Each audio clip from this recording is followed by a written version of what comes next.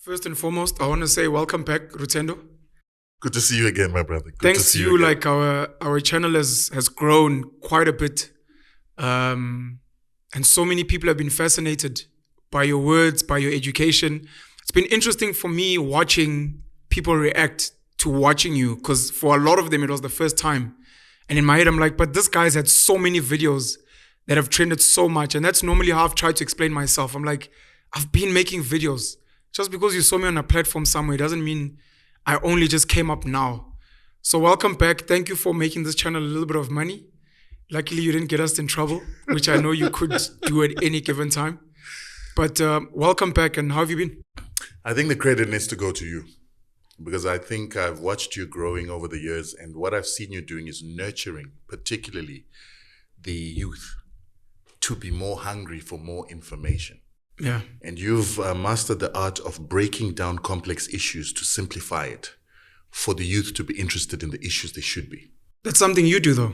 Very well. I think you did it better than me. Because you started breaking up the South African economy into small little particles, making the youth understand that it's not just functioning on its own. There are people who control it. There's capital behind it. That capital has intention and intent. And you made it so interesting in the way you told the story that the youth began to be tuned in. And now they understand that they've got to watch things that are just go beyond dancing, singing, and amapiano. And you did that. I want us to speak about the economy actually today. Yeah. But before we do, just some of your thoughts from watching yourself in the last conversation, some of the comments that you read, and I know for myself, some of the heat that you got, not just from normal individuals, but I don't know if you're comfortable to speak about that.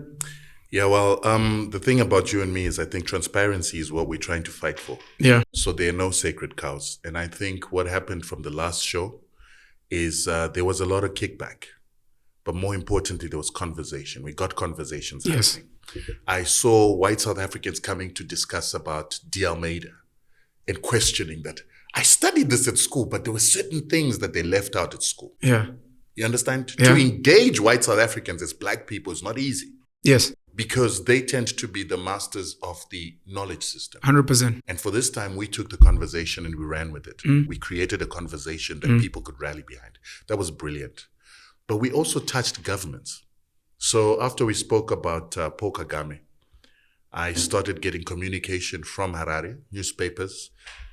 People from Rwanda actually contacted papers in Zimbabwe. Jeez Louise. Started putting pressure on the government of Zimbabwe to say that, is this your guy? And if this is your guy, you need to shut him up because he's ruining the relationship that we're trying to start as two countries. I started hearing people within the system in Harare starting to say, please, can you just tone it down just a little bit? And I had to say that, listen, I'm not a member of government. I'm not a government official. I'm a member of a pressure group. Yeah. My job is to create pressure. My job is to advocate. And so therefore, unless, of course, the president was to give me a brief, I don't believe that the president has a problem with what I'm saying, because if he needed my number, he would find it and he would give me the communication to say, just tone it down. But the question is, would I tone it down? Because as a pressure group, my issue is, first of all, national interest for Zimbabwe, but more importantly, African national interest. Just to re-emphasize, because this is something you said last time, one of your life goals is to change the narrative and paint the narrative for Zimbabwe, because everywhere internationally, Zimbabwe is the spooky word we use as South Africans. Do you want to become another Zimbabwe? No. So you're doing that work, and you're doing it for Africa as a whole, of saying enough is enough of you guys constantly telling a narrative that is not completely true. 100%. And I think in that sphere, we have achieved quite a lot of success. I think you've seen the position that South Africa has taken on now speaking about Zimbabwean sanctions unequivocally. The president is doing it. Naledi Pandor is doing it. The whole narrative behind how South Africa sees the Zimbabwean situation and how they're articulating it, and the issue of sanctions and how they are punishing Zimbabweans and causing problems in South Africa has become very clear. Yeah. But it has caused a fallout as far as I'm concerned, because the Americans are beginning to put pressure on the South African government. We heard the terror attacks or threats. Without first speaking to our government, America went and just said, watch out for terrorist attacks. And there was a bit of an issue with that. And there's two issues behind it. The issue of sanctions is very central to that because the Americans don't like the position that South Africa has taken. South Africa is a leading country on the African continent.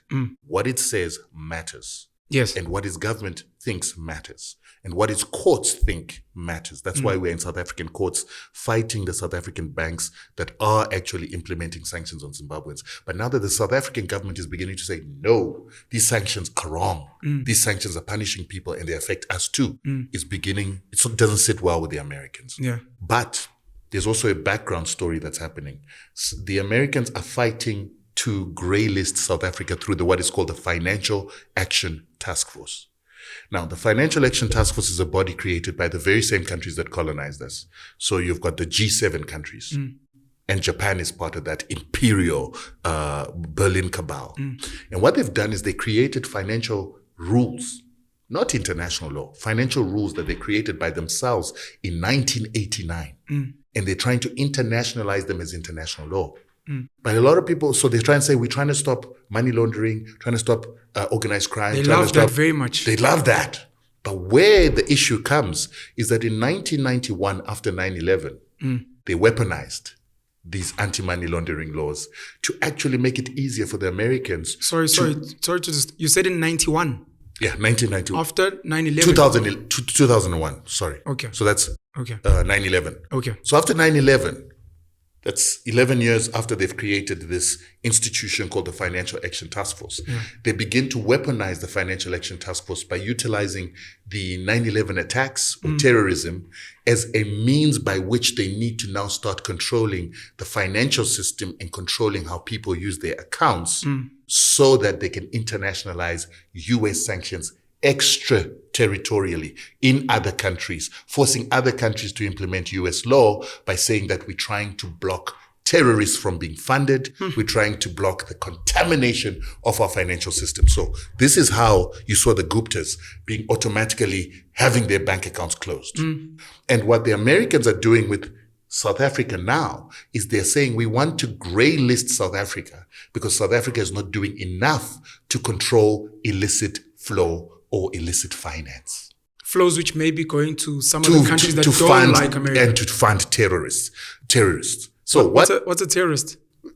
Sorry. That's an interesting question because that's where we are. When you say fund terrorists, you're speaking from an American perspective. We need to emphasize that. Correct. Whoever America defines as a terrorist. And South Africa is allowing that to happen. And South Africa is allowing that to happen. Now let's go back. Yeah. 2001. The terror attacks happened. Many people think that they were a false flag. They believe that the Americans did it themselves. But let's take the American narrative. A lot of theories around that. 100%. Yeah. So then they Sorry, before you carry on, because some people may not know this. There's links between the Bush family and the Bin Ladens. I don't know if you know that story. 100%. Do you know that story? I know that story. If you can touch on it very quickly, because there have been theories that America brought the attacks onto themselves for certain reasons. And I don't know if you want to speak about just the small relationship between those families and then continue with what they did after that. My understanding is that the Bush family and the American establishment and companies like Halliburton had a relationship with Bin Laden's father. And Bin Laden's father was into construction. So when they needed to get things done in the Middle East, they used him to do the construction, to do American projects. And when they were fighting in Afghanistan, the Russians had gone into Afghanistan trying to stop these so-called terrorists. Americans decided to fund the so-called terrorists. The way that the funding and the financing of these terrorists was happening in Afghanistan was through Bin Laden's father, who would then get the equipment, who would then get the guns, who would then get whatever the terrorists in Afghanistan needed so that they could fight the war against Russia. How funny is it now that Joe Biden's son was the director of one or more companies in Ukraine. 100%. And now we're seeing funny things happening. But what is interesting now is so these Americans in 2001 after create anti-terrorism laws. And they say, listen here, terrorists are getting funding. And this funding is coming through the financial system. And we as America and the civilized world, which is other Western countries that colonized the world and brought the greatest terrorism to the world, brought the First World War, Second World War. But anyway, everybody else is a terrorist, and they are these civilized nations that have to protect all other nations, said that we need all civilized nations' financial systems to make sure that funding does not come from anywhere to these terrorists to keep them going and to allow them to bomb places like America. Yeah. But I found that very interesting. So they said, if you're in a financial system, you're either with us or against us. So when we block a person, when we say a person is a terrorist, you got to block them as well. 100%. And if you don't block them, then we will block you because you're contaminating the financial system. That's exactly, exactly how it works globally. And you have to pick a gang, pick a side. Yes. Otherwise, they shut you out. And then they say, they don't even say that you only block a person after you've taken them to court and prove that they're a terrorist. No. We just tell you that this person is a terrorist. 100%. And you need to make sure that you block them out. And anyone associated to them. Now, what's interesting is that these guys, they make these rules, pretend that these rules mean something. But in the background, they always want to be intellectual. Someone goes and writes a book that actually tells the true story behind it. So the guy who was head of Treasury and anti-terrorism in that institution, that US Treasury, a guy called Juan Zareta, goes and writes a book and says, we actually created these rules called anti-money laundering and counter-terrorism laws so that we could internationalize US sanctions against our enemies. Not just terrorists, but anybody that is opposed to the United States, anybody that goes against our national interest, we simply label them, we impose sanctions on them, then we say that they contaminate the international financial system. So you must block them. And this brings us now to where South Africa is. The Financial Action Task Force was created that forced us to create FICA, that now monitors each and every person's account. We've got to FICA our accounts. They need to know where you live. They need to know what you eat. And if your bank doesn't do that, they close your bank account. They say it's for our safety. That's nonsense. They say it's for our safety. You know what's funny? And the reason why it's nonsense, is that the terrorists that you see all across the world use American weapons. And in the same model that they used with Afghanistan, they are given finances by Americans who have links with terrorist organizations that they create, that then create havoc for everybody else. Hence now South Africa has stood up with Zimbabwe, it stood up with Russia, and all of a sudden there's terrorist fears and attacks that are being threatened on South Africa. I should have done more research. There's something I read recently speaking about how, I don't know if it's ISIS or some terrorist group that was actually created by America. Do you have information on that? Before you answer, do you have information on that?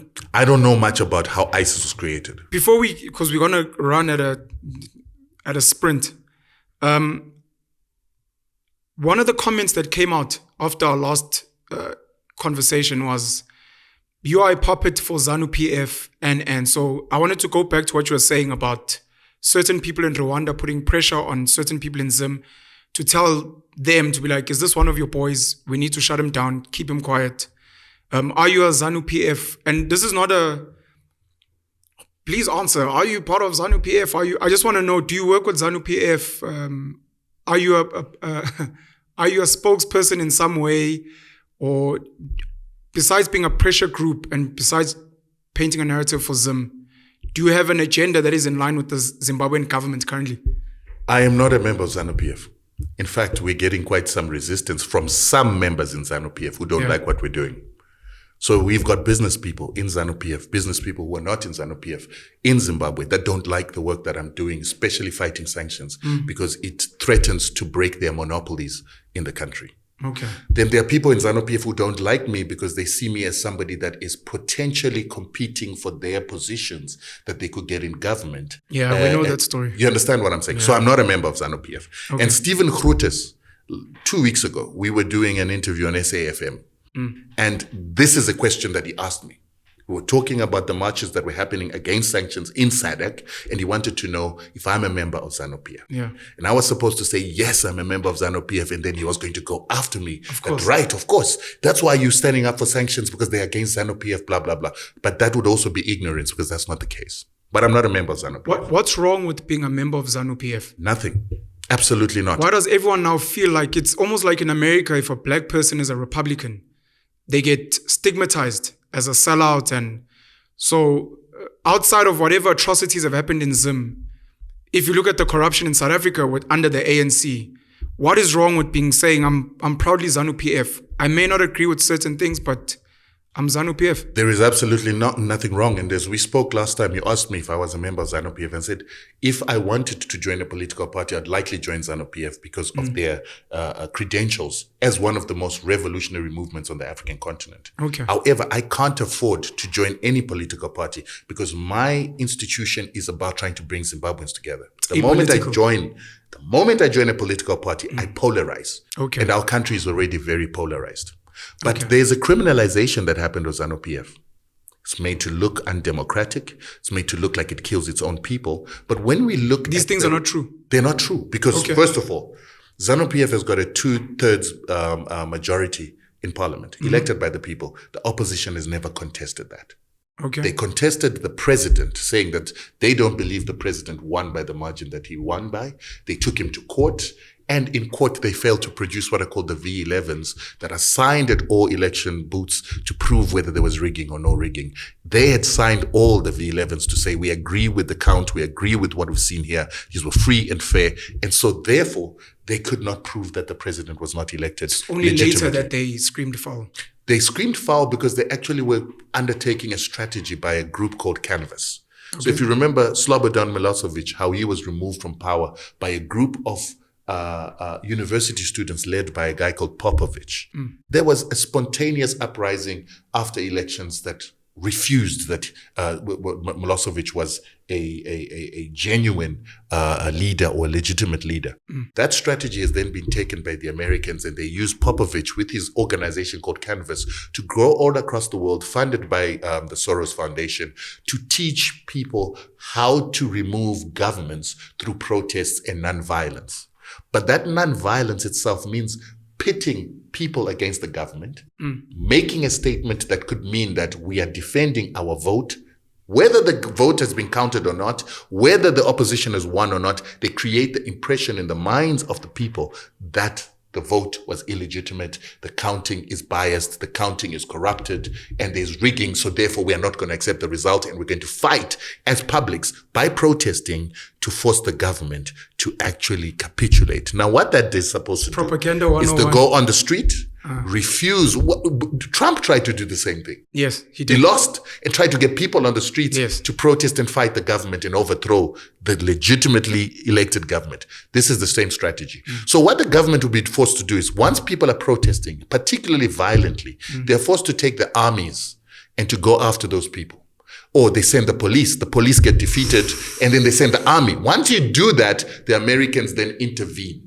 They send their army in, they kick your ass. That's what they did to Milosevic. But would you agree that that's wrong? It's wrong. It's not democracy. It's imposition. No, not America, but it's wrong for the government to then send the police and the army. Whoa. We need to understand what our constitutions say. Our constitutions say that everybody has got rights, but the government has an obligation to protect the rights of the majority and the national interest above individual rights. So when individuals go and protest, it's fine. But most countries need you to apply for those protests. We couldn't march at a certain time. We wanted to march to Pretoria because we are... Do you agree with this applying for protest? It sounds like rubbish to me. I agree with it for one reason.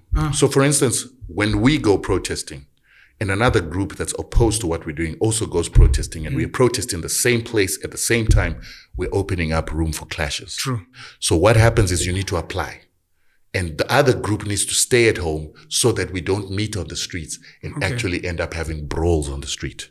So there are good aspects of saying, please apply. It's not to shut you down. It's not to shut you down. Tell you how to protest. It's just to be like, look, maybe it's even for your own safety. When we started my organization, the plan was to go with tipper trucks. What's the name of your organization? Zimbabwe Anti-Sanctions Movement. Okay. Go with tipper trucks straight to the US Embassy, tip the tipper trucks right in front of the gate, close them in, and tell them that you're not leaving here. Get a rocket to come and take you and get you out of here because you clearly don't love our country.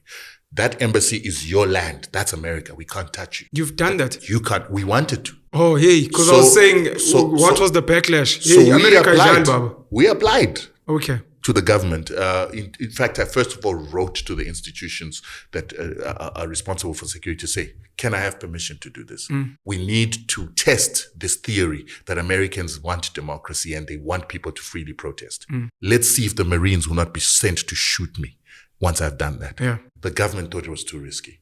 And they decided that they were right. Let's rather have a group of people that are going to camp outside the United States embassy, protest against their sanctions, rather than this aggressive move. But you agree with what they were saying? I don't.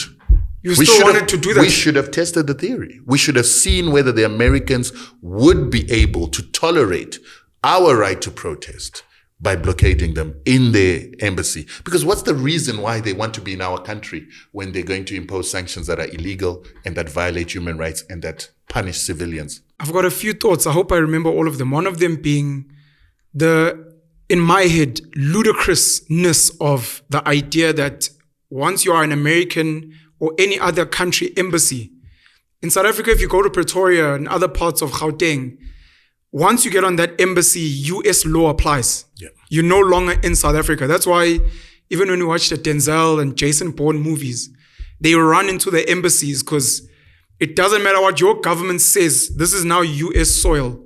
And if we're all going to agree that people can have pieces of their own countries in other countries, of which America normally has the biggest embassies anywhere you go, McDonald's is one of the largest private landowners in the world.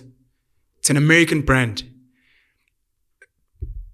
Is that land almost US soil? Because now this is when America comes in and says, no, there are American corporations and interests that are at risk, and that's why we're coming in. No, but your embassies are safe. You're like, yeah, but what about McDonald's land, KFC land? What about Facebook offices, Google offices? And when we start doing the numbers, at least, and this is just America, how much land does America or do Americans actually own in South Africa? Because that becomes very scary for someone like me. We're fighting locals, Afrikaners, English people born here. But how many foreign people actually own land and they don't even live here? And at any given time, if we're like, I want to build my own business, they come in and they bulldoze us because they're like, this is actually our land. It's not even yours. And this is why sometimes when we are busy fighting each other, we've got the Dudula versus foreigners, Zimbabweans versus South Africans. We're not seeing the bigger picture. We're busy fighting for 7% of the economy, while 93% of the economy is in Indian and white hands. And those Indians and white hands, as you rightfully put it, are actually Americans. So the Johannesburg Stock Exchange is controlled by generally I don't want you to start. I know once you start, it's going to be game over. Let me say my other points. Please don't forget Johannesburg Stock Exchange. The other point I wanted to make with the protesting and the applying, there's a movie called The Big Short. Great movie, one of my favorites. It teaches to ordinary people how the global recession happened. At some point, it's exposed that the ratings agencies are captured in the movie. That these rating agencies are funded by the same people they need to rate. Which obviously we've seen happen in this country where Eskom is going to shit, blah, blah, blah. You've got lockdowns and you're like, but why are we not being downgraded? I mean, look at what's happening with our economy. Look at how does it, at a time when we had lights, we had whatever, we were being down, why are we not, it doesn't make sense. So that comes out in the movie. And at some point, one of the financial guys in the movies is like, but this is bullshit. We've seen that the economy is going to tank. The rating agencies are not downgrading the mortgage bonds. And this guy says, somewhere inside you still weirdly believe in the system. And I've seen the same thing happen in South Africa where I've spoken to someone like Umzwanele Manyi, who's a spokesperson of the Jacob Zuma Foundation. And I'm like, you guys will go and say the courts are captured. You'll go and you'll be like, no, but the Chief Justice was unfairly put there. You'll go and you'll be like, but there's bias. But you guys still go to the same courts and hope for an outcome. AfriForum did the same thing. They complained about the Julius Malema case. It was unfair. So it's only unfair when you don't win. When black people have always complained that, but this is unfair. AfriForum has always been, yeah, but it's the rule of law, the constitution. And you're like, oh, only when it suits you. So it makes me wonder about what you're saying about the protesting. Guti, we know so many things are fucked up, but we still want to apply to protest. We still want to ask government for intervention. we know it's broken, the system, but we still weirdly believe in this system and that it will favor us. Because clearly that's all it is. You want to be favored. And when you're not favored, it's a corrupt system. When it does favor you, like, hey, I know hulumeni uyasebenza. I think how do you feel about that hypocrisy, cognitive dissonance, and that type of insanity? I'm going to answer you from our perspective. As who's our? So the Zimbabwe anti-sanctions movement perspective. So we are fighting America and their sanctions, utilizing their system. Yeah. And we're only doing it because we have no other option. We have no other option because we don't have a military to beat them into submission. Russia. We cannot. The Russians have got their own problems. No, sorry. What people don't understand. So Robert Mugabe, at some point, people were saying he must be taken to the International Criminal Court. Some people are called dictators. Some countries are sanctioned. You've got situations like Muammar Gaddafi, who was assassinated, Bin Laden, etc. When America bombs other nations, what's happening in Somalia currently, what's happening in other parts of the world, constantly by American military groups, no one ever takes a George Bush, a Barack Obama to the International Criminal Court for crimes against humanity. Iraq, Afghanistan, they can show tens of thousands, if not hundreds of thousands of people murdered, innocent people. No one is saying, take them to the ICC at all. And the reason is because they have weapons. Vladimir Putin, if he was a South Africa and he was Cyril, they would have arrested him, there would have been assassinations, but it's because of what you're saying. He has the military power. Kim Jong-un, called a dictator and whatever, it's because he's got the military power to be like, I'm not going to go and negotiate and beg, going back to the systems. I'm not going to go to the UN and be like, no, but Ukraine has got some of our land. Let's debate. Let's have a referendum. Let's vote. Putin is like, this is our land. And he's doing exactly what the Americans do, except obviously the Americans are never wrong and it's always everyone else. So sorry, you were speaking about we don't have the military power. Yes. Otherwise, we do things differently. We don't have the military power to beat them into submission. However, that doesn't mean you don't have other angles and other pressure points that you can play with. The Americans only maintain their legitimacy in the world and in the eyes of the world to maintain their democratic system by the semblance of having a rule of law, systems, institutions that they respect. Yeah. And that is what it is that gives them their position in the world. Not the fact that they have a huge army. No. The army works. But for people to follow them, for people to then be able to submit themselves to the system, they can't bomb everybody to smithereens because then the economic system wouldn't work. Capitalism wouldn't work. They need markets. They need markets. So, they do need markets. So the way that they do it is they create a system of legitimacy. Sure. So they co-opt the Europeans, they co-opt the Asians, they create institutions like the UN, World Trade Organization, they create treaties. And then these give a semblance of a system controlled by ingenuity, by innovation, by rule of law. And then that gives them the legitimacy for people to follow them without fighting them and continuing to be a perpetual cycle of world wars, because that's what would happen if there was nothing else holding the system except the military power of the Americans. So what you need to do now is, if that is their underbelly, the underbelly is held together by this semblance of legitimacy, you have to play around with that as a weapon. You have to test them in their own institutions, whether they abide to rule of law. No one has done that. But they don't. No, hold on. No one has done it. In the issue of sanctions, they've been taken to Can't the do it 'cause international... they'll take you out, boy. No. That's the military Nicaragua thing. has taken them there in 1989 and they won. In the international... Nicaragua's had people killed by Americans. It has had people killed, but it had a decision made by the UN, by the International Court of Justice, that America was violating Nicaraguans. Now, understand that that ruling is very important, because at any time where America is not as powerful as it is today, the Nicaraguans have got a claim against the Americans. That is also part and parcel of why we support the destruction of the unipolar system to a multipolar system that's going to allow us to hold America accountable at some point. The second ruling against America was Iran going to the International Court of Justice in 2018 and saying that they've got illegal sanctions on us. We're under UN sanctions for nuclear proliferation. But But the Americans added their own sanctions outside the UN, which is illegal. The International Court of Justice ruled in their favor.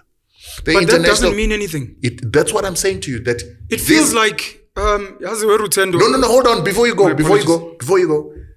It means a lot. Remember, the United Kingdom used to be the strongest country in the world just 90 years ago. They're no longer there. They're at number 7 now. They've been overtaken by one of their colonies, which is India. It's debatable. At some point, they will be held accountable for what they've done, whether they like it or not. They've got an Indian president now. I disagree. Why?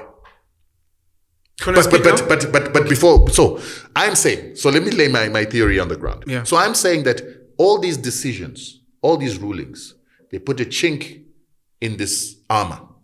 They put a dent in this armor. They weaken this armor. They weaken the position of America. Right now, America's legitimacy is at question ever since the Ukrainian war started. BRICS is becoming stronger.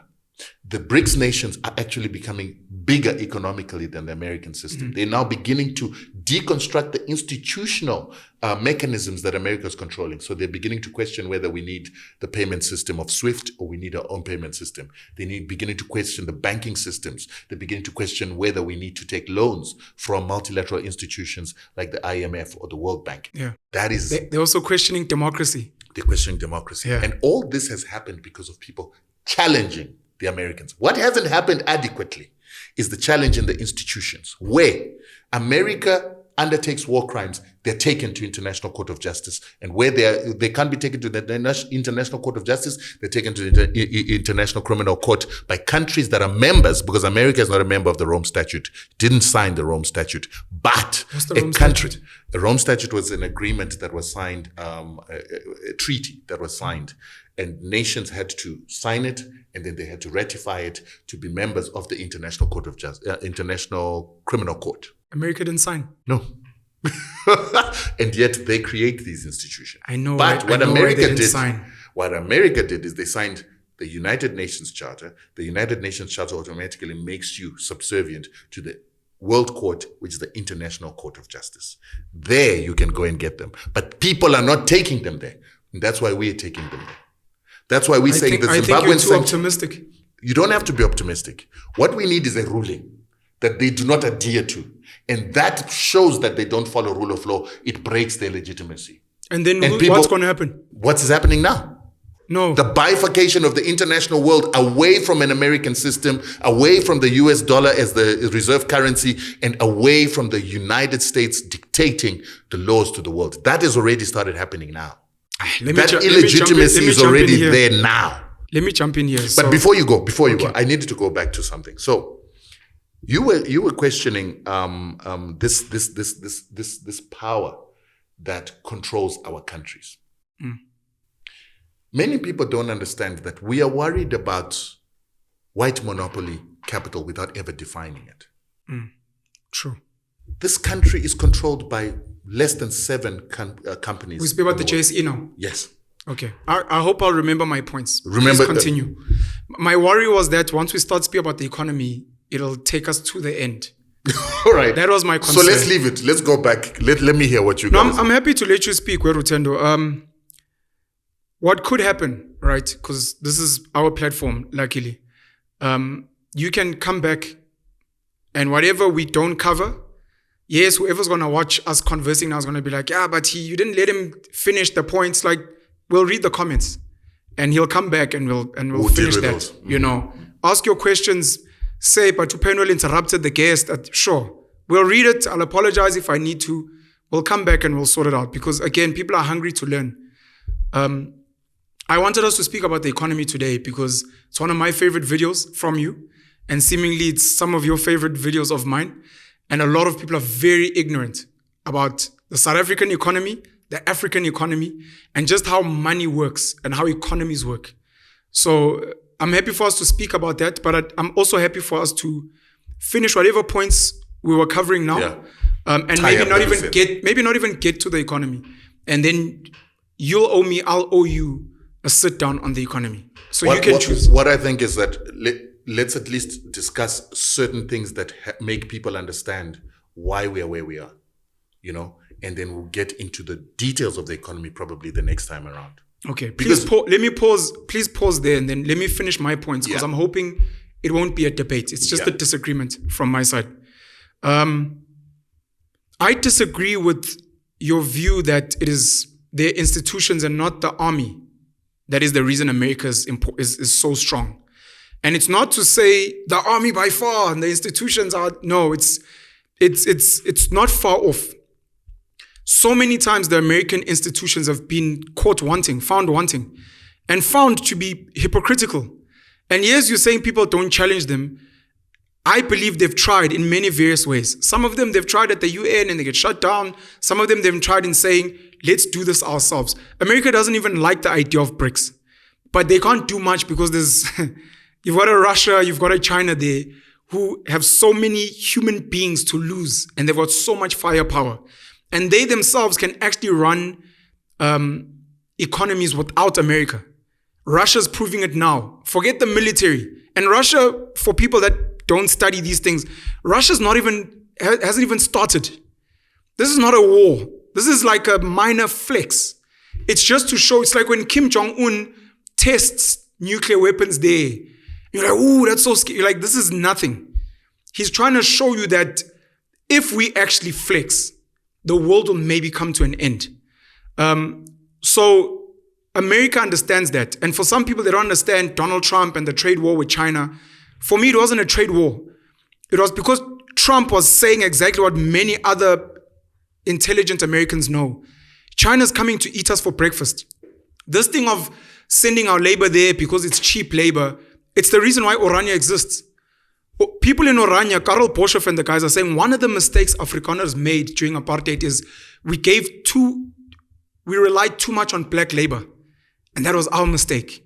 Because now they started, and it's just a story. Now they started seeing how we run things. Now we started needing them to show up to work. If they don't show up to work, the company doesn't happen. If we need something fixed, you need to get a black person. Let's go back and do things for ourselves. That's why they're so big on doing for self. Because they're saying, stop empowering the Chinese. Not only did we not see them as human, we saw them as these robots, cheap, dispensable. They are showing us that they can steal our IP comfortably and make counterfeits and flood the world and eat our breakfast. You're trying to sell an iPhone, they sell a Huawei at a fraction of the price, and you're done. And whatever power you thought you had, and they don't mind, find them. The same way you always get fined, your Steinhoffs and your whatever, we're finding them with the Competition Commission. Find them, they already have a budget for that, and they'll keep doing it. Because they know what they're doing. And Trump was like, shut it down. Bring the jobs back to America. Let's be strong again. And then some people missed it. And maybe some people were captured. So for me, when you take the institutions to task, you're hoping that someone there is objective. You're hoping the Chief Justice is a noble person. But these are human beings that can be funded, that can be killed, that can have agendas. And part of my concern with you saying Britain or the United Kingdom has been usurped by an India, which was a colony of theirs, I think some of this, because in my head I always assume colonizers, people who run the world, are way smarter than we think. They get advice from people like myself who can tell them things like, I think black people are getting smarter and they're working harder, and they're like, oh, so that's what's happening. So we have to be 5 steps ahead. That's why they co-opt an ANC way before 1994. That's why they handpick their blacks. That's why they ensure that some of the problematic blacks are taken out. You look at a situation like America now, where you've got Google having a CEO that's Indian. You had WhatsApp having a CEO that's Indian. You had Twitter having a CEO that's Indian. Are those American corporations going to go and bomb India? They won't. You've got an Indian prime minister in Britain. Is that Indian prime minister it's not going to work. Well, then you've just accepted what we say. Let me say this in closing. I had other points, but let me say this in closing. I have a theory that if ever white people in this country feel they can't push back on black people and the white monopoly capital, expropriation of land without compensation, transformation of the economy with BEE, they will ensure that they groom the right type of black people to run this country. Cyril, Patrice, Saki, Mzi, whoever else you can think of. They will then pass all their interests over. the Hersoff Manel families are going to give their mining interest to Patrice, a black person. So now mining is transformed. They're going to hand over ShopRite to the next young black boy who's amazing at retail. They're going to hand over Naspers to some young black girl. Transformative. Everyone celebrates and claps hands. And they're going to leave. And then when you are complaining about land and they're like, well, they have everything now. And they're going to run our economy from outside. We had a Vodacom which was given to a Vodafone. We have a Standard Bank which was running from the UK. We have a Naspers which has actually moved from now to exactly where the Dutch people come from, which is the Netherlands, Amsterdam. You've got Afgri, which has now been given to the Americans to run, so that eventually when you're like white monopoly capital, Christo Wiese will say, I don't own anything, it's owned in Europe. You'll go to Remkro, Rupert will be like, no, it's owned in Switzerland. You'll go to whatever, they'll be like, no. Saki Matozoma, for example, he runs his interest from Australia.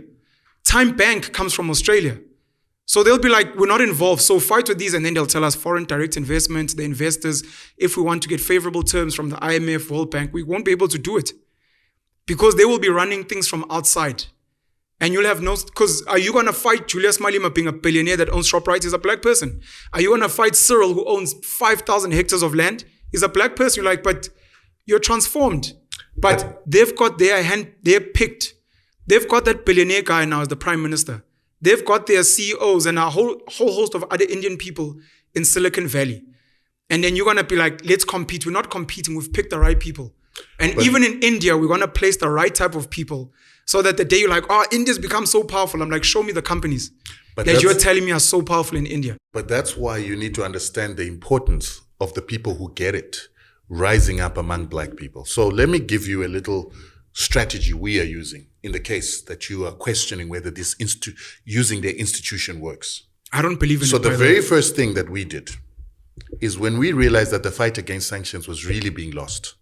South Africa was saying Zimbabwe's problem is political, incompetence, and ZANU-PF corruption. South African government was saying it. Every African was saying it. SADC was actually sitting and saying, we actually think Zimbabwe is a problem and we need to see that we change the government in Zimbabwe so that Zimbabwe can get better. The very first thing we had to do was to change that conversation to re-legitimize the Zimbabwean government, to re-legitimize ZANU-PF by going to the international bodies. That's why we went to the United Nations. And what does re-legitimize mean? Hold on. Because that's already problematic for me. Going to the United Nations was done specifically for two issues. Number one, we had to determine whether there were sanctions on Zimbabwe. Number two, we had to determine where it wasn't clear. That's why it was being said that Zimbabwean economy is dying because of incompetence of ZANU-PF. Number two, we had to determine whether the sanctions are affecting the economy of Zimbabwe in a manner that exonerates who is currently getting the blame. Number three, we had to determine whether the sanctions on Zimbabwe were because the Zimbabwean government abuses human rights. The Human Rights Council came, sat in Zimbabwe, they had a look at the economy, and they determined that the sanctions in Zimbabwe were illegal, imposed by the West, imposed for the wrong reasons, and they were not imposed for the ZANU-PF government infringing on human rights or violating human rights. They were imposed because the West was trying to impose its hegemony because of our land reform. And they also determined that this was what was destroying the economy, but not only the economy of Zimbabwe, but it was affecting the neighbors. Once that legitimate ruling was made by a body that is independent, it was now that was used to go back to SADC and say, you've been saying it's our incompetence. You've been saying that basically we're stupid darkies. That's why the economy is not doing well. But the United Nations is here saying this economy was doing fine from 1980 when these guys got independence to 2000. They built the best education system, one of the best healthcare systems in Africa. They had a functional economy. They're the second biggest stock exchange in Africa. And it all changed the moment that sanctions came. So all of a sudden, people had to rethink. South Africa started doing its own impact assessment of what the sanctions in Zimbabwe were doing. They started changing their own outlook on what they were saying and how they were looking at it. All of a sudden, ZANU-PF, which had been ostracized, which people were saying, we need these guys to go, are now getting the support of SADC, getting the support of the AU, all of them singing in one tune at the United Nations UNGA. because the legitimacy had been brought back by a body that is neutral, that had given a ruling on the issue of sanctions and their existence and the fact that they were affecting the people. Now, we are now saying the United States getting a ruling in the International Court of Justice against their sanctions won't work.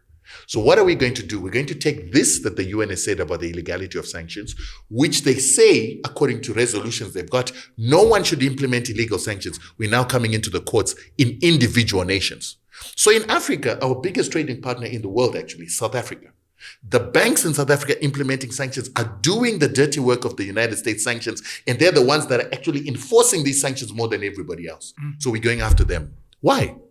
Because we know that if we get a ruling against them, because what they're doing is against the South African Constitution. They're punishing people, closing their bank accounts. What they did to the Guptas, what they tried to do to Sekunjalo, they're closing bank accounts to try and kill Zimbabwe's competitiveness by closing bank accounts on the basis that the United States said you're under sanctions. But that goes against the South African Constitution. South Africa says you cannot punish people, you cannot deprive them of their rights unless you have tried them and you've got a court order and you have proved that they're breaking some law, and then you use a law to punish those people according to the laws that already exist. Sanctions are not being applied like that. Anti-money laundering laws are not being applied like that. We get a ruling in South Africa, which is respected as the best constitution in the world. We can use that as precedence in other nations. That you are punishing people without trial, it's illegal. So other banks have to stop. Number two, if the banks continue to do what they were doing, we then go against the banks individually. These are the arms and legs and the sting of the United States sanctions. We go after these private companies in the courts and we claim damages for them. What happens is those banks will no longer be able to institute American sanctions. They will no longer be able to be a weapon against us as Africans to control our economies and impute sanctions on our economies so that they continue to control our economies. They will be forced to go back to the United States and say, I'm not going to get damages. My shareholders are not going to accept for me to pay a multi-million-dollar or billion-dollar damages because you're forcing me to impose sanctions on Zimbabwe. So I'm coming back to you, suing you for forcing me to do what I don't want. These people are partners. These people are together. BlackRock is behind the banks in South Africa. Vanguard is behind the banks in South Africa. State Street is behind the banks in South Africa. And Fidelity is behind the banks in South Africa. These are the biggest shadow banks of the world that control all institutions. But if we hit them where it hurts, in their pockets, in their shareholders' pockets, in the pension holders' pockets, they will not enforce American hegemony in the way that they've been doing for as long as they've been doing. We start to change the law in South Africa, and that law will then influence laws in other countries. America doesn't have its sting anymore. We go after Vanguard. They like profits, even though they like to push American policy.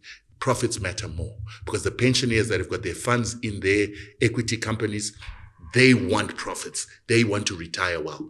So that's what we're doing. We're changing the game. No longer going after America, the country, because they ignore international law. We go against their minions. We go against their funders. We go against what is behind the American shadow bank, and that's Vanguard, State Street, Fidelity, and you will see they will capitulate. You really believe from there? We know it's happening now. Right now, the South African banks don't know what to do about our case. When we launched our case, the ambassador of Zimbabwe in America was called to American Foreign Affairs and asked, who are these guys? Are these ZANU-PF people that have launched a case in South Africa trying to make us look bad? While that was happening, the Zimbabwean ambassador of South Africa was called to the United States Embassy and to the South African DIRCO to explain who are these people. What they were saying is that you have used a weapon and you are attacking the American system. The South Africans had to call in our ambassador to say, what are you doing? You're hitting America in our backyard. But they forgot. We're not ZANU-PF. We're a civil society organization, a pressure group. Like the hundreds of pressure groups that they pay in our countries to destabilize our country, we are now destabilizing them, but we're not an ambit of our government. Do you know the Vodacom please call me story? Yes, Mama Kate, absolutely. But now the difference is South Africa cannot make a ruling against people being punished without trial.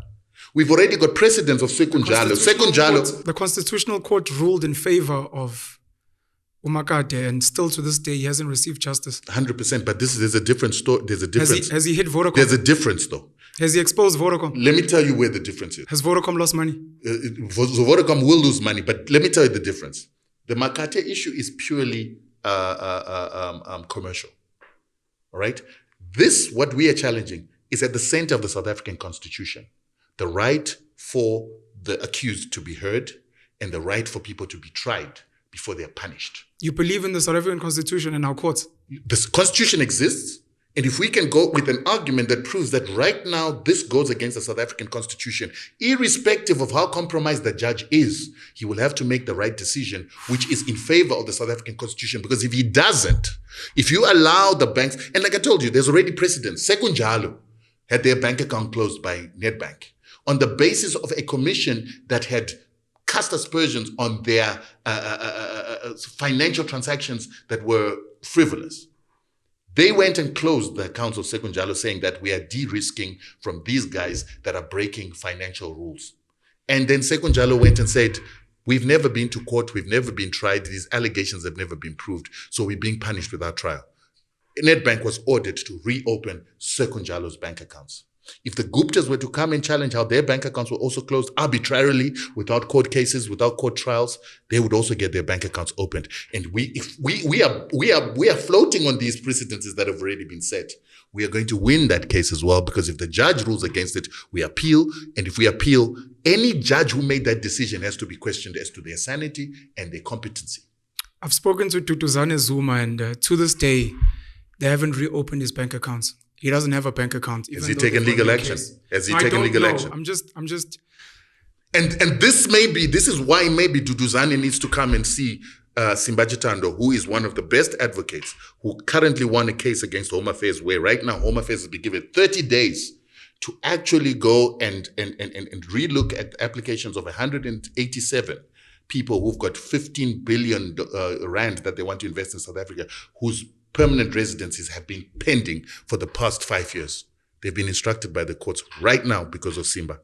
And he's the guy who's on our case, a director of our organization. He knows how to deal with the system. Man. Knows how to deal with the system. And he was the first black lawyer to challenge the Maritime Association of South Africa for being racist. And he's one of the only black lawyers that is a maritime lawyer in this country. He understands the system, went to private school with these people, went to UCT with these people, worked in their firms. He understands how they work. He understands how they think. He understands that they do not respect the law. And he is going to continue to expose that with these cases that simply illustrate where there's discrimination, illustrate where it is that they're not following rule of law, and where they are ignoring the best constitution in the world.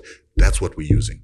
And if the banks don't, once we get the rulings, the banks, once they don't follow suit, we sue them for damages. We sue them for reparations. I'm trying to figure out whether to debate you here or let you finish speaking and then do like a response in my own personal video so I don't interrupt. I will say this, and I apologize for any offense. It sounds very naive to me, very optimistic, very idealistic. And a part of me feels like I don't think you know who you're going up against. Let me challenge you with while you're there. Let me challenge you while you're there. Wait. Let me challenge you while you're there. I'm not even America. Let me challenge you there. I'm not America. I'm not America. Let me challenge you. Even as someone who studied America, it sounds like a joke to me. Let me challenge you there. Before you go. There's a movie called 300. Yeah. Where at some point they make one of the gods bleed. And even a god can bleed. And we watch all of these movies where the good guy beats the bad guy at the end. Every now and then, hyper intelligent, hyper powerful people let one person win out of 1 million. And then they pump that story out there. He won. Look, there's justice. The Please Call Me case is open and shut case. Straightforward. Guy had a contract, was signed. It went to the courts. Vodacom through everything. They lost, appealed all the way to the Constitutional Court. Constitutional Court ruled and allowed Vodacom to come up with a figure. Mm-hmm. Came up with a flimsy figure, Makate and his lawyers have been appealing that it's probably somewhere on its way to 20 years now. And I mentioned the Big Short earlier and the belief in the systems. I sense a naivety and a sadness in your extreme belief in these systems. And you may win. It may take 50 years and you may win. And we're going to go back and look at the cost of what it took for you to win and what you actually won. On the one hand, I'm thinking Black Africans need external validation. Zimbabwe had to go to the UN to convince them to come back and convince SADC, which means you guys don't believe in yourselves or each other. Mm-hmm. And after that, the UN, SADC, they're going to do their own impact reports and whatever. And if everyone agrees and they're happy, it's going to come after so much work. And even after you win, in inverted commas, it's only going to be on the basis that you allowed things to operate as they should. In South Africa, the reason Mandela, Mbeki, Cyril are liked is because they play according to Western rules. That's why they're seen as good. Jacob Zuma is not liked because he doesn't, arguably, in a minor way. If Zimbabwe's economy and all the sections are removed, and maybe an American president apologizes, we would like to apologize to the people of Zimbabwe for what happened to them. It was an atrocity, and everyone claps hands, and it's a nice speech. After all of that, they're going to expect you to play according to the rules. Otherwise, they're going to do it again. Or they'll drag it out forever and bleed you dry because you don't have much money. And if someone is so stubborn, that is a Bin Laden, that is a Gaddafi, watch what will happen. Mugabe got to live a full life because as stubborn as the old man was, he didn't really dismantle much. And the punishment that the Zimbabwean people felt was minor. And I'm not saying give up, by all means. For fight feels like it's the core of your soul and is something worth dying for. But I'm saying I don't think you know the people you're going up against. White people in South Africa. Let me answer that. That's my last point. That's my last point. White people in South Africa have mastered the ability of painting themselves as victims. And for Black people who understand data and stats, they know it's bullshit. Farm murders, white genocide. If you look at farm murders, it's about 50 to 60 people a year in a country with over 20,000 people murdered. And of those 50 to 60 people, the bulk of them are actually farm workers who are Black. But the propaganda works. Oh, but look at what BE has done. Look at tenders. The bulk of tenders and the biggest tenders are actually received by white companies. But they've mastered whining so that the propaganda out there is so strong. And if the one AfriForum loses a little Julius Malema case or they lose a little flag case, everyone applauds. But there's 500, 1,000 other cases they've won, which are probably more fundamental. So whatever you think you'll win with America, if you'd win, the cost, how you'll be expected to behave afterwards. And even if they'll let you, I just sense a lot of naivety. It's cute. We appreciate it. But again, for how long will you go and beg the UN to be seen? So let me answer that. The fundamental difference between your perspective and my perspective is I come from a home where parents went, took guns, fought, defeated Rhodesians for us to get our independence. And they even defeated the Boers as well. What are Rhodesians? Rhodesians were the colonizers of Zimbabwe. Oh, they were called Rhodesians. They were called Rhodesians. Weren't you a Rhodesian? They were the children of Rhodes, Rhodesians. Oh, but you guys were Rhodesians because you live in Rhodesia, most. You weren't Zimbabweans But there? remember, Zimbabwe existed before Rhodesia. Sure. But I'm saying, for thousands of years. Was there a split? No, there was no split. You guys were all Rhodesian. No, we were Zimbabwe, who were colonized by Rhodesians for 90 years. Rhodesians being white people? Yes. Okay. So what happened is when we started to fight Rhodesians, Zimbabwe fought the longest liberation war on the African continent. 17 years, some say 19 years. No other country fought a war for that long. And when Zimbabweans wanted to go up against the Rhodesians are the ones that trained your Rekis. For you to have Rekis today, it was because of the Selous scouts who were figured and the SAS, which was mirrored with the British SAS. They are the ones that taught the Rekis what is called bush war. They're the ones that taught them. Hence, they came to our liberation fight. The Boers were there to learn how to fight the Bush War. And hence, when you see the Rekis and begin to do what they do, it is because of what they had learned during that. One of the things I appreciate about black Zimbabwean guys I've met is the fact that you guys have higher testosterone. You're more masculine. And I think it's the way your country operates. I don't think you guys go for military training, but there's some type of a military mindset that I admire very much. So that military mindset, this ability to rise up and say, we are going to fight. We were laughed at when we started that war. You're going to fight these guys? They've got jets, they've got planes. You guys are going to come with AK-47s on foot and you think you can defeat them? And we said, yes, we can do it. And we began to do it. And we won that war. To the point that we actually won the war and then began to win the institutional war. And remember, I keep separating. There is the militancy. But with militancy must come institutionalization. Otherwise, if you just focus on the military aspect, you're always perpetually at war. Sure. We went and took land, which had never been done before. We took it, brought it back into the hands of black people, and started to change international law that is now making the Americans think that if we let these guys win this war, then the Indians are going to want their land. The Australians, Aboriginals are going to want their land, and so forth and so on. Shout out to Bob Mugabe. So this was done. And right now we're telling you that we are not just talking about potentially winning. We've already started seeing sanctions being removed on Zimbabwe. The EU removed all its sanctions just after the UN made its preliminary report that said that the sanctions that are being instituted are illegal. The EU knows that its legitimacy is based on it following rule of law. They can no longer be associated with their barbarism of colonialism and slavery. So they've got to seem like they're holding on to the laws that they made. And once the UN said that these sanctions are illegal and their imposition has been done without due process, they were forced to remove their sanctions on Zimbabwe. The Americans were forced to remove 11 sanctions just after the UNGA right now because of the clear call by international community that they must remove the illegal sanctions. So we're already getting victories.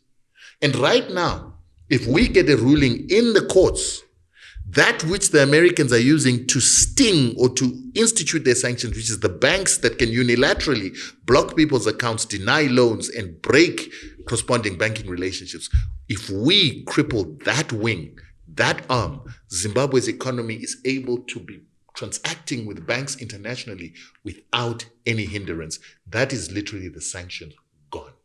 So we know it can be done. The problem with you is you. Yes, you. Right now, you, as you sit there, you represent South Africa to me.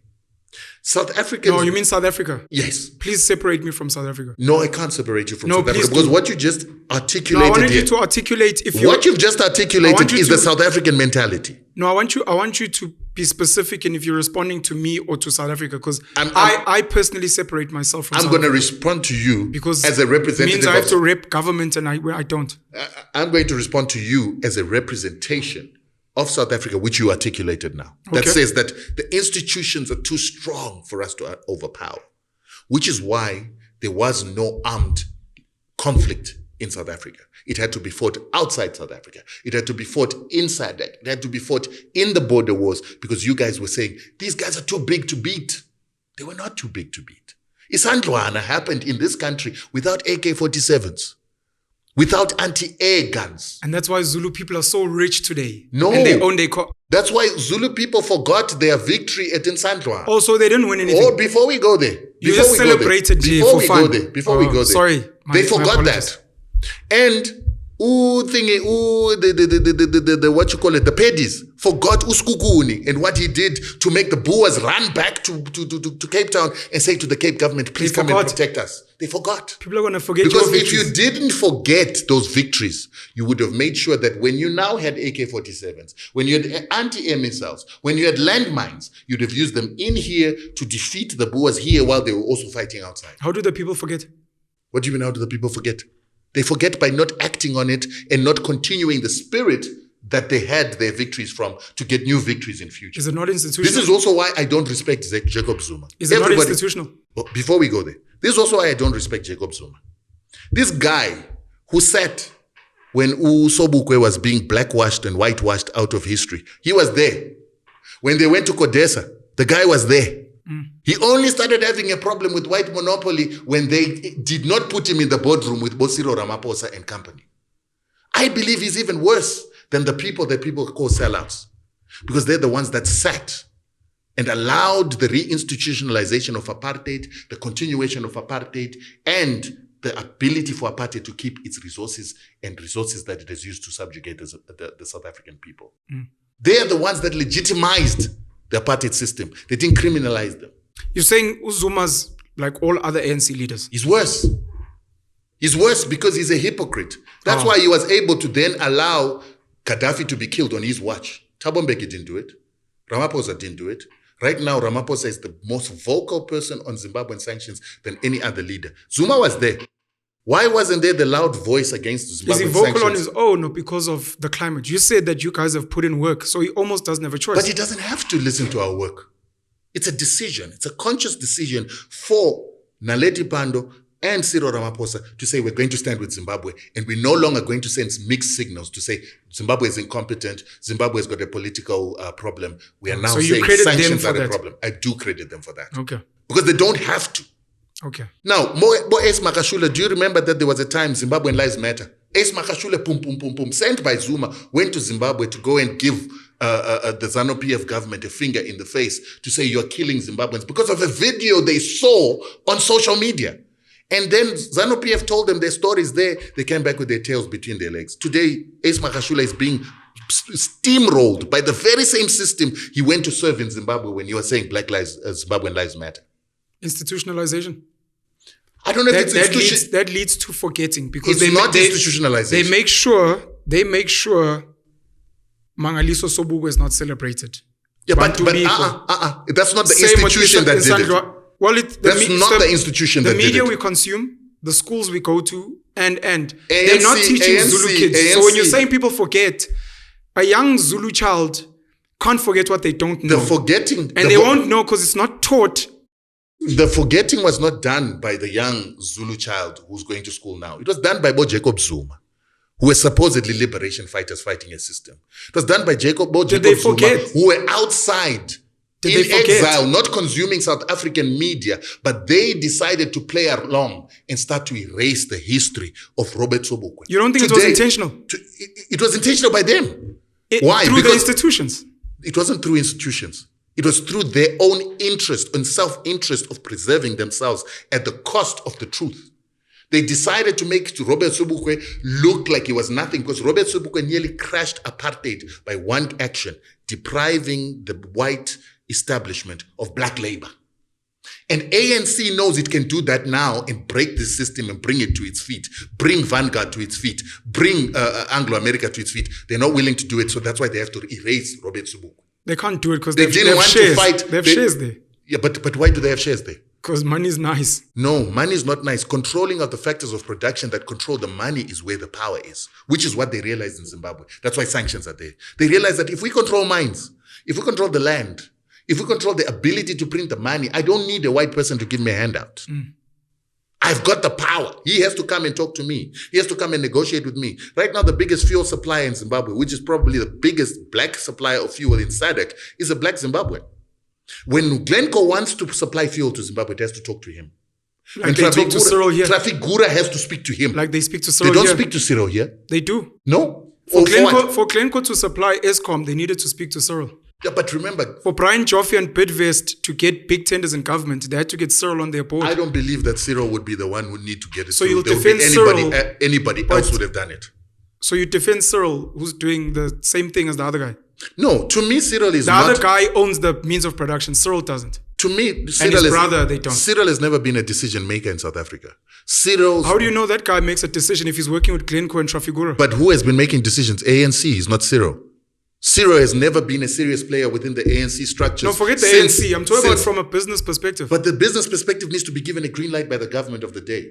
The government of the day is led by the policies of the leading party of the day. Why do you believe this black guy who works with Glencore and Trafigura controls the means of production, but Cyril doesn't? Right. When he almost has the same deal for me looking. Let me tell you why he controls.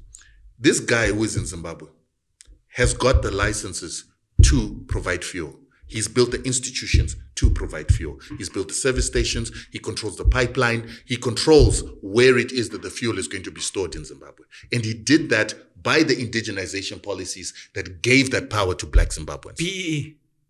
I wouldn't call it BEE. What's indigenization if it's not Indigenization is taking what is Zimbabwean and giving it back to Zimbabweans and the control of Zimbabweans, unlike continuing to have what is South African in the hands of white South Africans, then giving black people a few pieces as tokens for that institution. Two totally different things. One is an owner and one is renting, or at least is a front in an organization that's still controlled by those that shouldn't hold the resources. Patrice Motsepe is not an owner? No. Look at the board of Patrice Motsepe's Rainbow.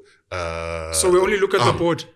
Of course. So if the board was black, then it was fine? The reason why you look at the board is that the decisions are made by the board. So the Zimbabwean guy also, his decisions are made by his board? Yes. Not him? But he's the majority shareholder as well. Patrice is also and the majority shareholder in his board company. is black. It's not white. That's the only issue. Patrice's board is what? That's the issue. Is white. Now I'm asking. And not only that, There's we a want reason, to know. there's Let's a reason go I'm back to, asking. Let's There's go a reason back I'm to, asking. The reason I'm asking is if that Zimbabwean guy who was running, had licenses, fuel, such an amazing ownership. story. Don't forget the ownership. Yes. If he happened to be white, you'd have a problem. Of course I would. Even if all his behavior was exactly like that of a white man. Let me tell you why I've got You don't mind as long as he's black. And I'll tell you why. You prefer black oppression to white oppression. Because he owns a monopoly from what you're saying. Let me tell you why. You're comfortable with because monopoly you already capital. raised the reason why. You say that when whites make money today, when you try to go after them, they'll tell, oh my God, Renfen is actually in Switzerland. Remgro is in Switzerland. Right? Anaspas is gone to Netherlands. And their intellectual property is controlled in Belgium. All of these guys made money from a crime called apartheid, a crime against humanity. They made money, and once they made that money, they externalized it. The quintessential definition of colonialism. How was it a crime against humanity? But the guy in Zimbabwe, he has started his business in Zimbabwe, grew it without exploitation, grew it by building the institutions, the service stations, when Shell, BP, and all those companies left and hoped that Zimbabwe would die without fuel. He rose and said, I'm going to become the gap filler. He gets to become the gap filler, makes sure that he creates service stations, makes sure that he creates enough money and the financial instruments to get oil and fuel from wherever the countries that provide oil and fuel. And all of a sudden, he's got a functional country that provides fuel for its people. And now the whites are saying, okay, I think we were shut out. Zimbabwe didn't crash. How do we now get back into the economy? And they are told that if you want to get back into the economy, you have to see him. His money is spent in Zimbabwe. His houses are built in Zimbabwe. His offices are built in Zimbabwe. His empowerment and the millionaires that he's making are black Zimbabweans that he makes on his own. Remgro is not doing that. Rupert is not doing that. Anglo-America finished the gold here and then Anglo-Gold left. Boom, they're gone.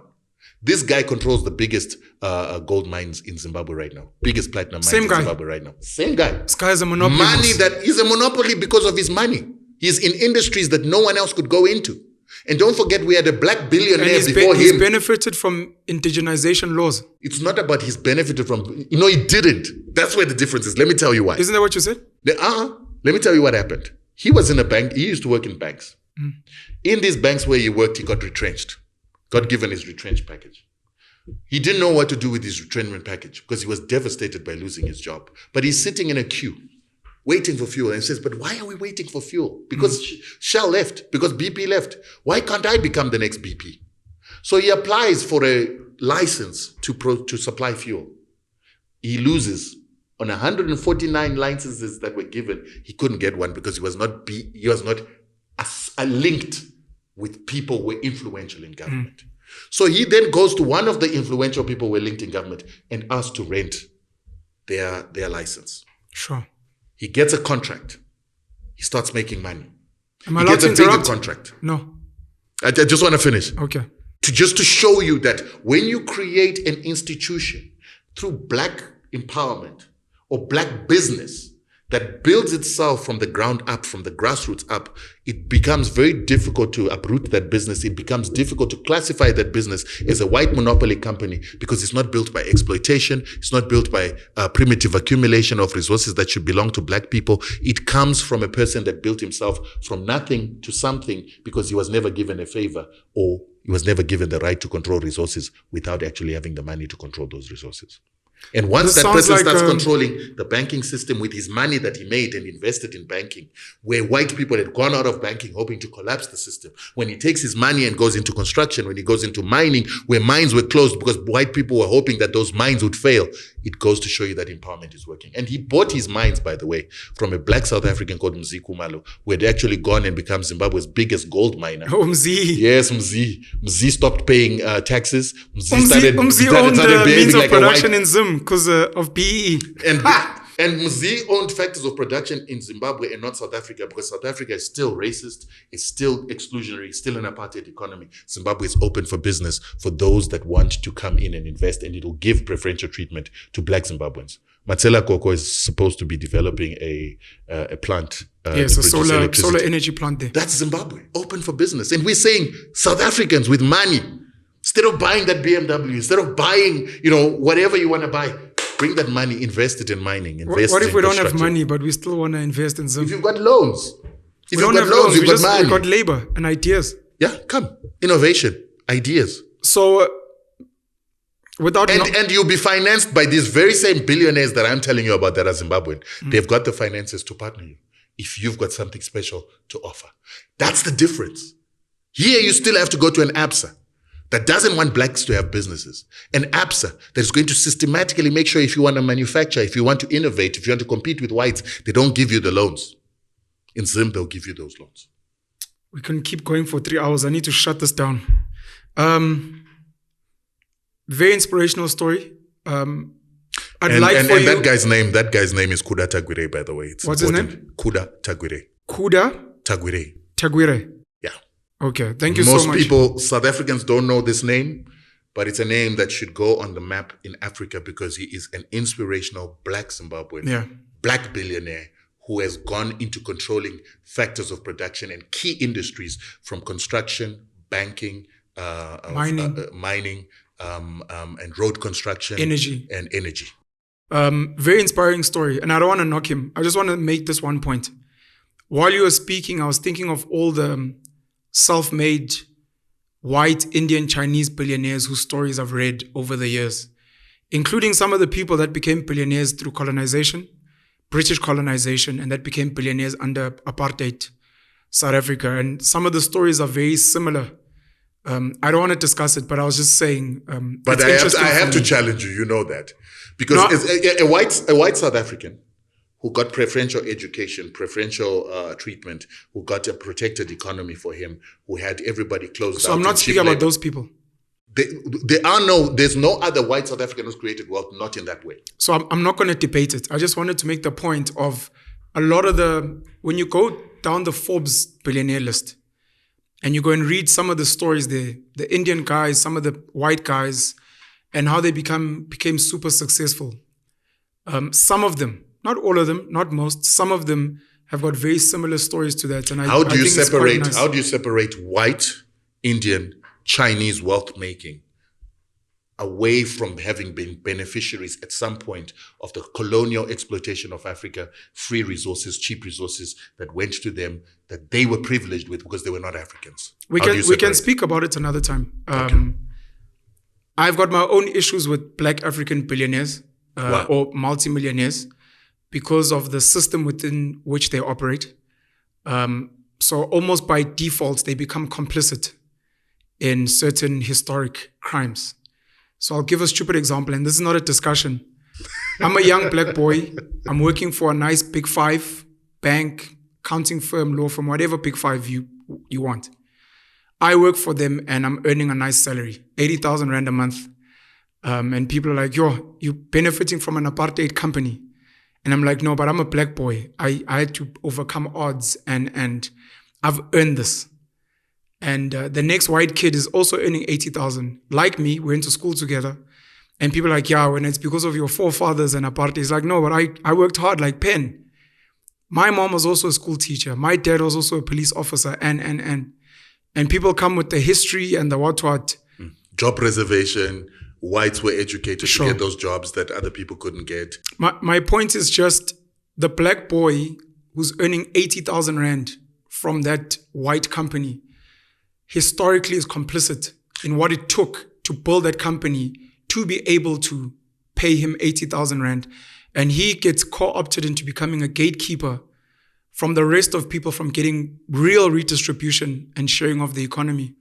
And that's generally what's happened with ANC government and any other supposed black elite person today who feels it's been through hard work, sheer tenacity, overcoming obstacles.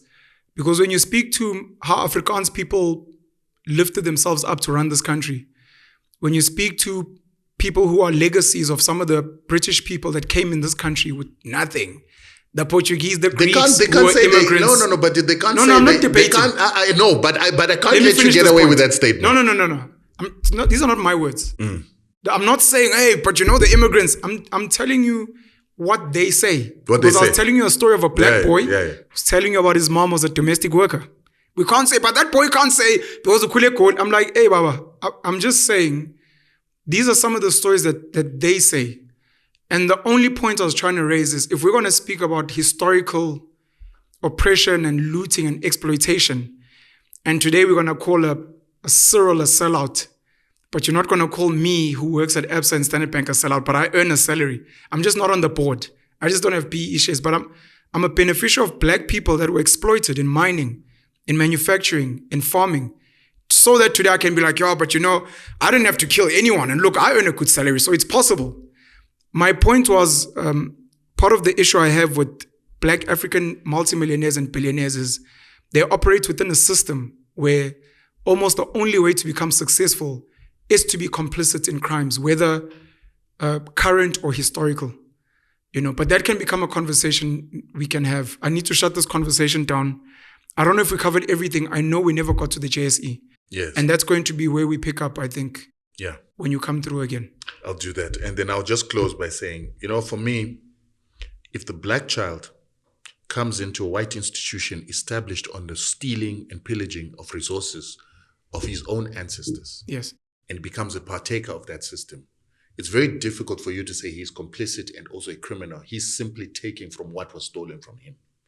The fact that he doesn't bring change for the redistribution of those resources or return of those resources becomes a problem. Who is he taking from? Sorry. But for me, the wealth has already been stolen, put in this white institution. This white institution runs the risk of taking this wealth and running with it out of the country to the Netherlands. The black kid or black kids, black shareholders get into that system and they start milking or benefiting from that system. And to a certain extent, they're like taking water out of this big pool of stolen resources. Yes. And they're using buckets to try and get a bit of it back into the system. It's not necessarily the ideal situation, but that's what they're doing. They can't be called criminals because they're only taking what belongs to them and their people that could easily fly out of the country, which is what most of the world is doing. Now, the fact that they don't know what to do, which is where I told you that the last time we have to blame the policymakers. Cyril gets blamed more disproportionately to everybody else because in the rule making, in the constitution making, in the creating of the new rules to the new South Africa, people like Cyril, Jacob Zuma, Thabo Mbeki, complicit with the system for individual benefit, did not change the system, did not create laws to create restitution in integrum that puts black people in the position that they're supposed to be in. And so they maintained the dispossession of blacks, and the continued advantaging of whites with stolen wealth. That's criminal. Mandela and them made these rules, gave us the right to vote, did not empower us with the knowledge to say, with this voting power, you can change the laws, but they already didn't create the right laws at CODESA. And then when they got into power, they never used their majorities in parliament to change the constitution and to make the rules to put black people in the position they would have been had apartheid not happened. That's where the problem is. So when the black boy from Soweto who qualifies with a university degree, gets into a company, I don't expect him to do more unless he is me, who is fighting sanctions, understanding its institutional capacity and problem, and trying to create rules and laws through court precedents to undo what it is that sanctions are going to do to Zimbabwe and what it will do to other future African republics in future. Not everybody thinks like us, but that's why we have these, to teach people how to change the institution, even if you're not a politician. But the politicians are always going to be held accountable for not changing the policies of the country when they have the power to change legislation and create laws that bring equity to black people and humanity to black people. 2 points before we shut it down. I once said on the Hustlers Corner Virtual Mkuku with DJ Sbu that we speak about policy, government tenders, and the fact that we always complain that the ANC black government doesn't give the bulk of tenders and the biggest tenders to black people. And that becomes a failure to them, and we get angry about it because they have the ability to create industries, capacitate black people to manufacture to whatever with the tenders, because tender is servicing government at a premium. You take the premium and then you can use that premium to build whatever. And I said, people need to look into their own expenditure, because your own salary, your own income is your national budget.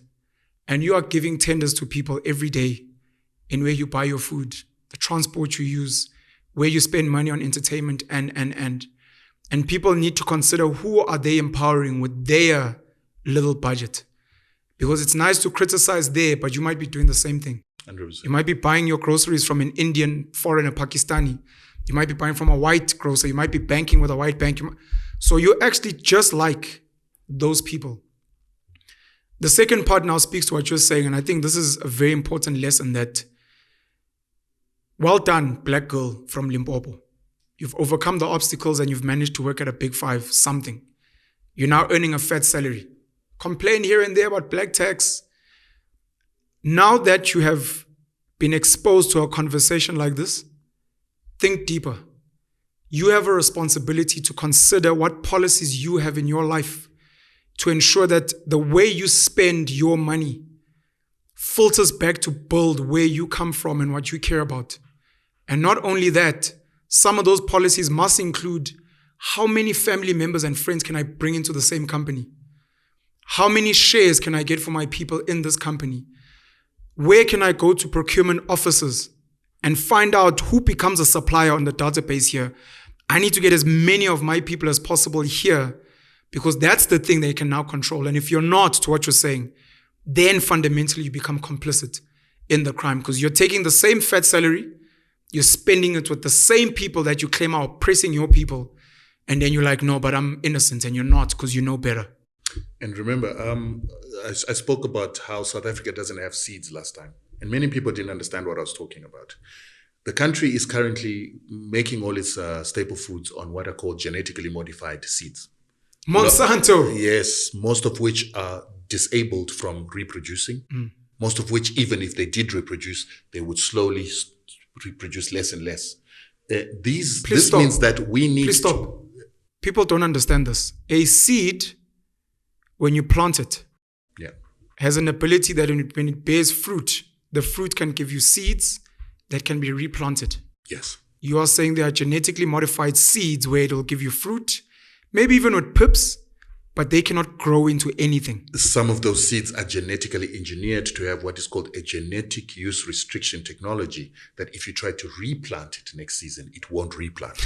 But more importantly, when you plant it, this genetically modified plant, first time around, when it can still reproduce, it has a power to cross-pollinate, and the pollen will go all across the country, 60-kilometer radius, and they will infect or go to an organic plant and cross-pollinate that plant and turn it into a plant that's got genetic use restriction technology, so that plant won't work.